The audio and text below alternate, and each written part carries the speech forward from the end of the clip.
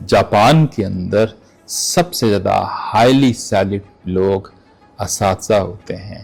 وہاں اگر استاد اٹھ کے عدالت میں چلا جائے تو جج بھی کھڑے ہو کے اس سے بات کرتا ہے.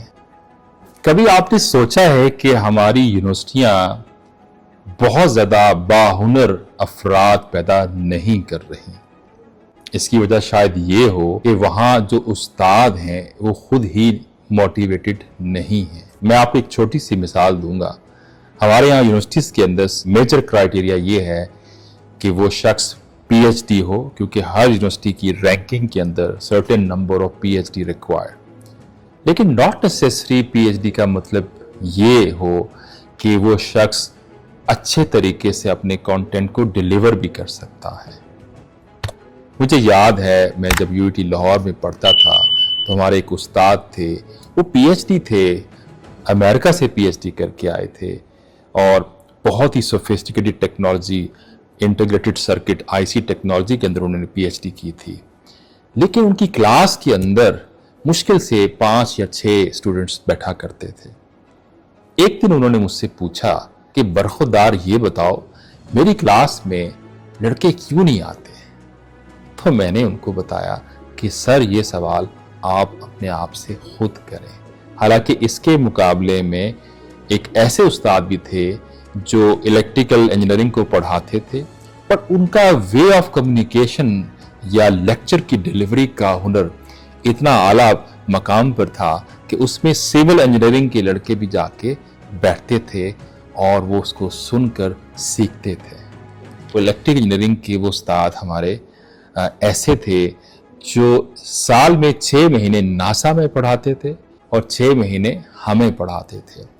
اتنے ہائی پریولیج بندہ جو ناسا میں کام کر رہا ہو، اب اندازہ کریں جب وہ ہمارے ساتھ انٹریکشن کرتے تھے تو وہ اپنے لوکل ٹون کے اندر بات کرتے تھے. مثال کے طور پہ نیٹ ورک کولیجن کو اگر وہ پڑھا رہے ہیں تو وہ ہمیں اس طرح سمجھاتے تھے کہ اگر ساجا سامنے والی گلی سے آ رہا ہے اور دوسری گلی سے ماجا آ جائے اور دونوں کا ٹکراؤ ہو جائے تو آف کورس پورے محلے میں جنگ ہوگی. اٹ مینس کہ جب پیکٹس آپس میں کولیجن کرتے ہیں تو overall network disturb ہو جاتا ہے. تو with this very interactive way وہ ہمیں لیکچرز پڑھایا کرتے تھے. So the most important thing is ہماری یونیورسٹیز کو اس پہ بہت کام کرنے کی ضرورت ہے کہ ہمارے اسٹوڈنٹس کو انٹریکٹیو طریقے سے پڑھائیں. ہمارے اساتذہ کو یہ پتہ ہونا چاہیے کہ ایک ڈرائی سے ڈرائی سبجیکٹ کو کس اچھے انداز سے ڈیلی لائف ایگزامپل پڑھا سکتے ہیں تاکہ بچے اسٹوڈنٹ اس کو یاد بھی رکھیں اور اس کو اپلائی بھی کریں. جو ٹریجڈی رہی ہے وہ یہ ہے کہ ایک وقت تھا کہ ہمارے والد صاحب نے بتایا کہ اگرچہ ان کا ایف ایس سی میں بہت ہائی مارکس آئے تھے لیکن انہوں نے جا کے آرٹس میں داخلہ لیا یہ کہہ کے کہ مجھے انجینئرنگ نہیں کرنی، مجھے اردو کا استاد ہی بننا ہے. So he was very clear about his vision and profession.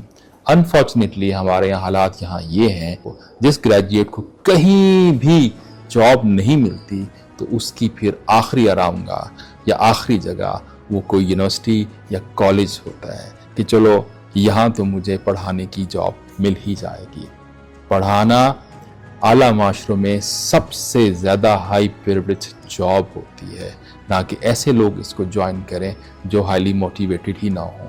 جو لوگ خود ہائیلی موٹیویٹڈ نہیں ہیں وہ بچوں کو، اپنے آنے والی نسل کو کیا موٹیویٹ کریں گے. ہمیں ایچ سی لیول پہ اپنے اس کرائٹیریا کو امپروو کرنے کی ضرورت ہے کہ خالی پی ایچ ڈی پروفیسرز کو اور اساتذہ کو نہ رکھیں. یہ ضرور میک شور کریں کہ ان کے اندر پڑھانے کا پیشن بھی ہے یا نہیں، یا وہ اس یونیورسٹی میں صرف ایک ٹرانزٹ پیسنجر کے طور پہ آئے ہیں جو کبھی بھی اپنی ایکچوئل ڈیسٹینی کی طرف پرواز کر جائے گا.